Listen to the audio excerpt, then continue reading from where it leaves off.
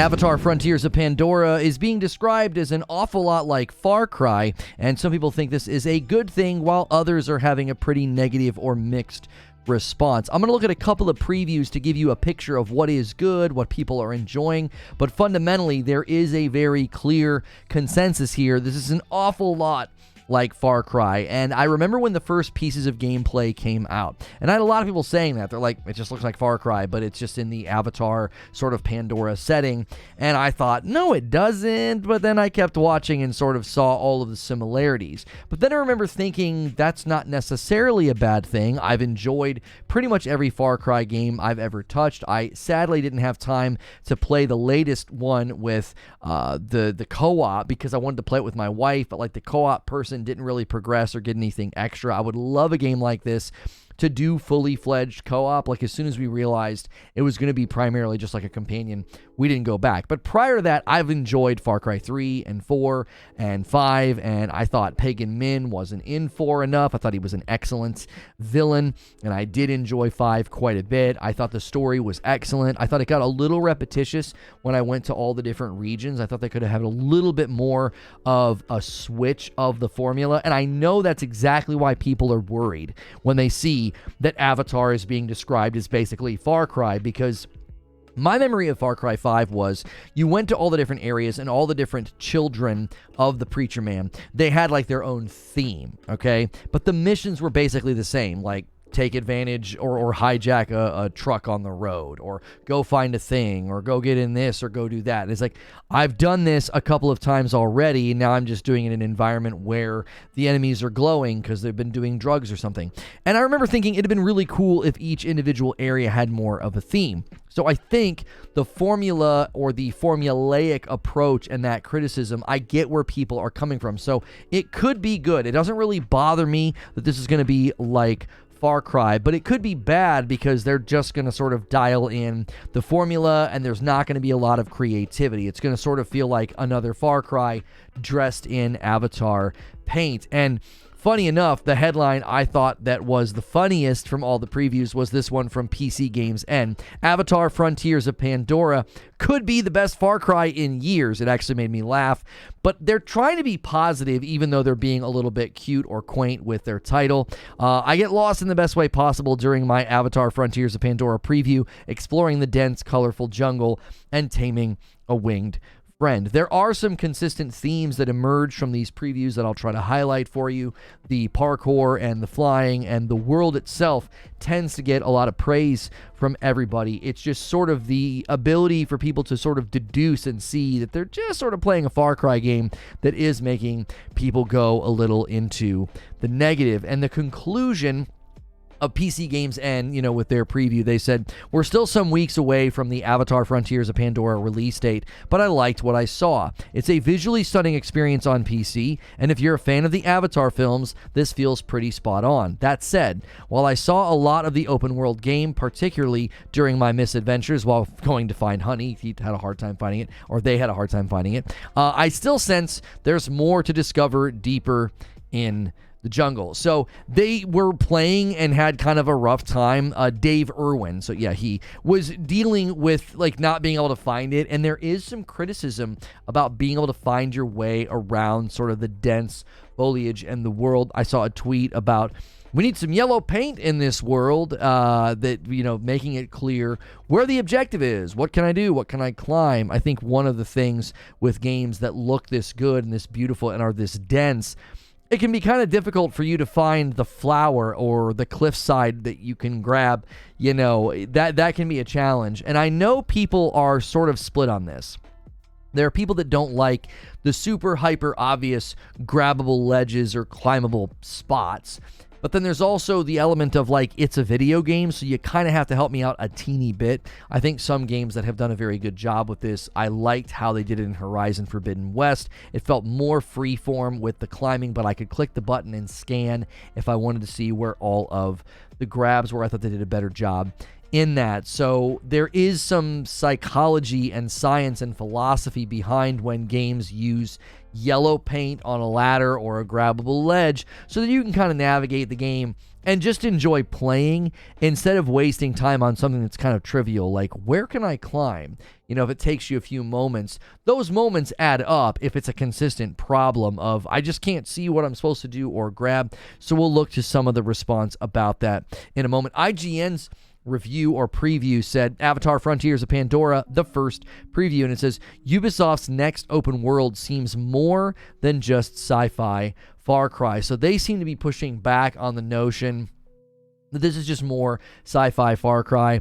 I saw a couple of people, some YouTubers, say, yeah, it's a lot like Far Cry, but I'm having a good time. I think Dreamcast guy was one of the guys that said that, just sort of saying, listen, it is an awful lot like Far Cry, but I'm having fun. Now, my concern is always that fun wears off when the formula hits. It's like super repetitious.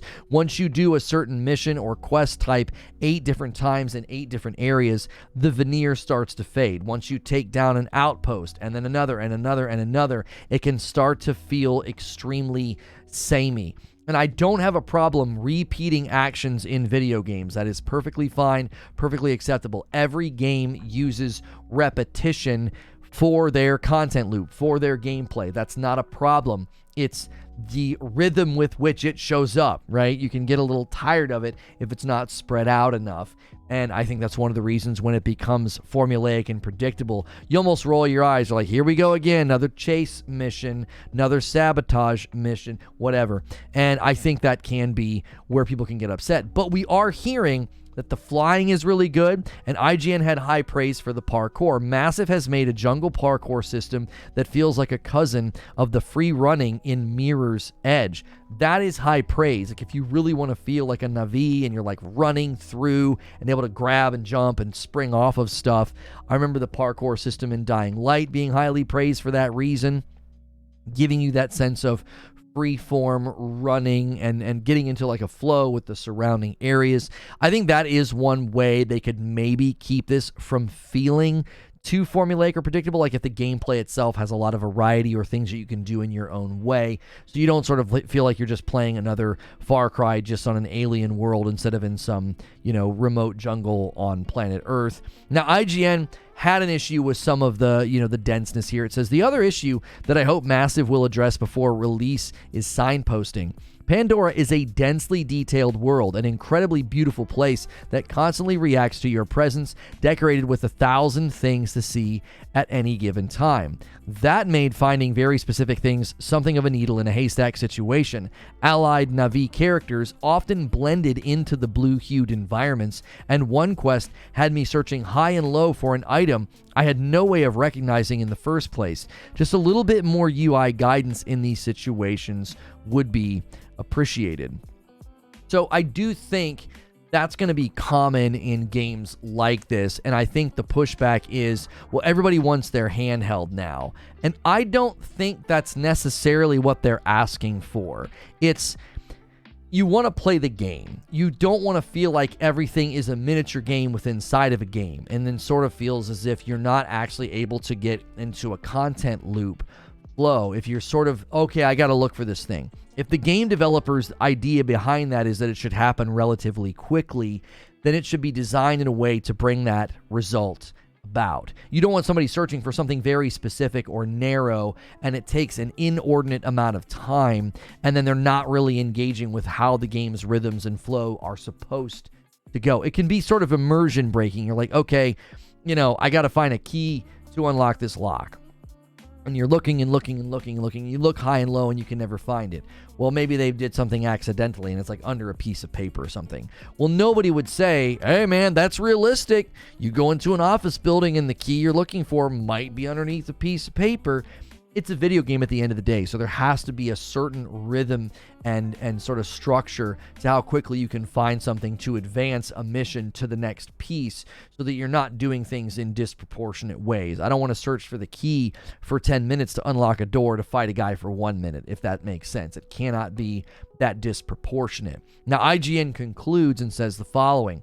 Structurally, Avatar Frontiers of Pandora is going to be instantly recognizable to anyone who has played a Far Cry game in the last decade. So there's that, is this just more Far Cry situation sort of being addressed? But they say with its huge jungle parkour systems, flying mount, and increased focus on harmony with the natural world, it is at the very least making some notable changes to the formula. So this is, I think, encouraging to see.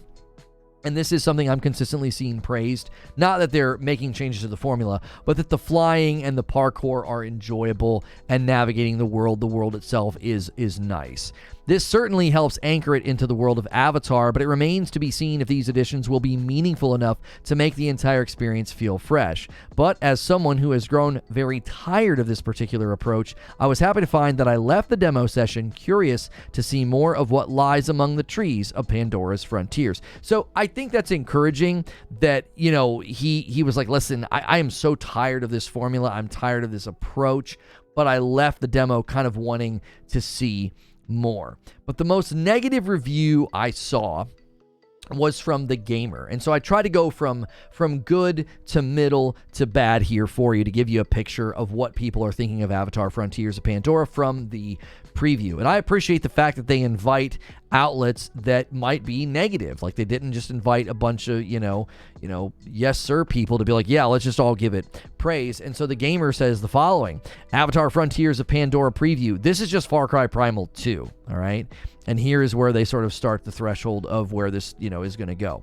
Massive's entertainment take on James Cameron's cinematic universe is gorgeous, yet generic. So we are hearing pretty consistent feedback that is a good looking game. And initially sort of they drill down on combat. And this is one of the things where they're going to say like it's uninspired and it's kind of easy. They say combat is also very easy, or in at least it was in the preview build. Human mechs that I recall taking out dozens of Na'vi in the films can be downed with 3 arrows or fewer than a full magazine of bullets in Frontiers of Pandora, turning outposts into a cakewalk.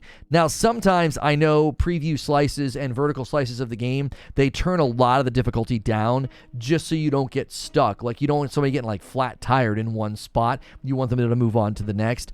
This sounds like they had it turned to easy, because I can't imagine having mechs that look like this, going down from a 3 arrows or fewer than a full magazine. That seems a little crazy. That doesn't seem like they had the difficulty tuned to normal. It sounds like they turned it down to easy. You are also very tall, so human enemies can be brushed aside with a light punch unless they're hiding in the mountain or atop tall platforms, aiming snipers at you. I'm actually okay with this because I think this is a unique take on the idea that human enemies are not a threat to you, right? You're gigantic. I think that's cool.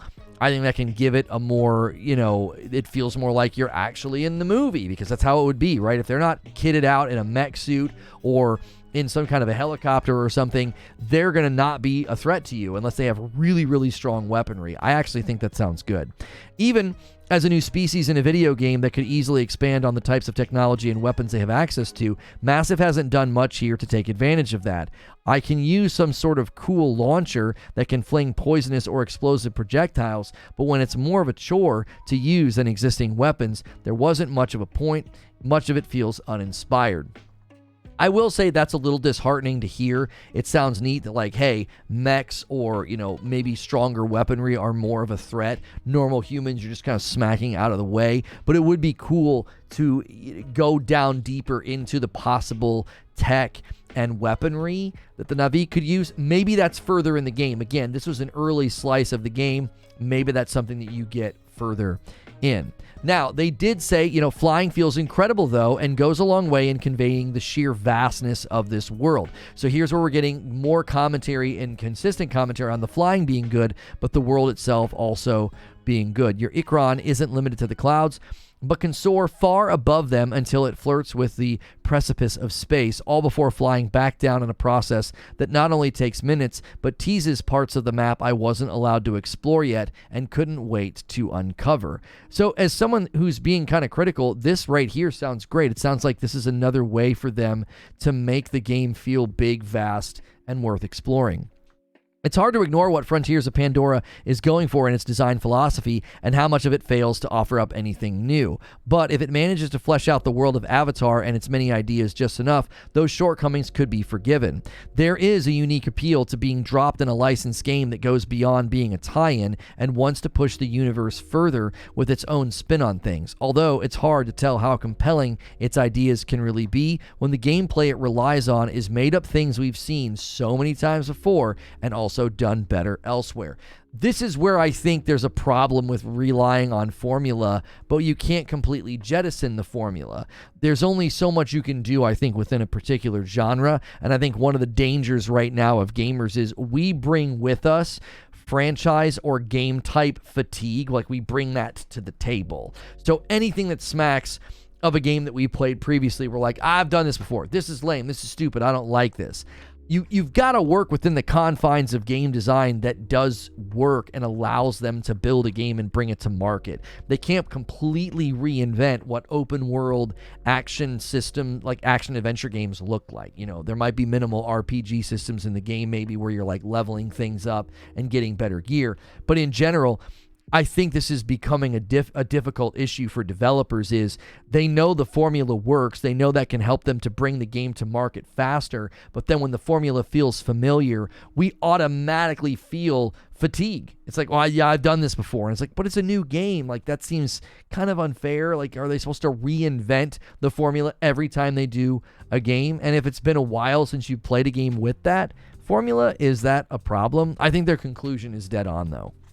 Your mileage with Avatar Frontiers of Pandora will vary depending on two things: your love for Far Cry and your love for Avatar. If you're the only person on this planet who loves both of these things more than anything, then I have some amazing news. This feels really exaggerated. I feel like it's better just to say, listen, if you like Avatar and you've enjoyed Far Cry, you'll probably like this game. You don't need to be the only person who thinks you love them, you love them both more than anything. I think that's just hyperbolic. Otherwise, this feels like a visually stunning open world game without the mechanical or narrative depth required to help it stand out in a year of masterpieces. I think this is fair. Standing out this year is going to be really, really difficult. And if it just sort of feels like this big, uninspired open world, if they just dropped Avatar stuff in instead of making a Far Cry game, I think people might feel that way. Like, yeah, this really isn't impressive.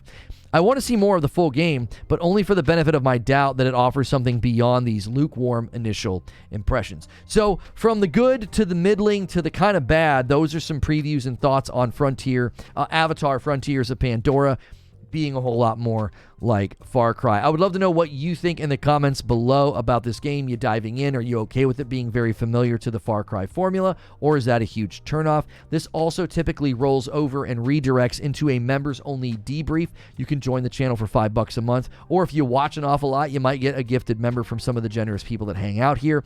If you're not going to do a membership, make sure you hit subscribe and that bell button so that way I can see you in the next video.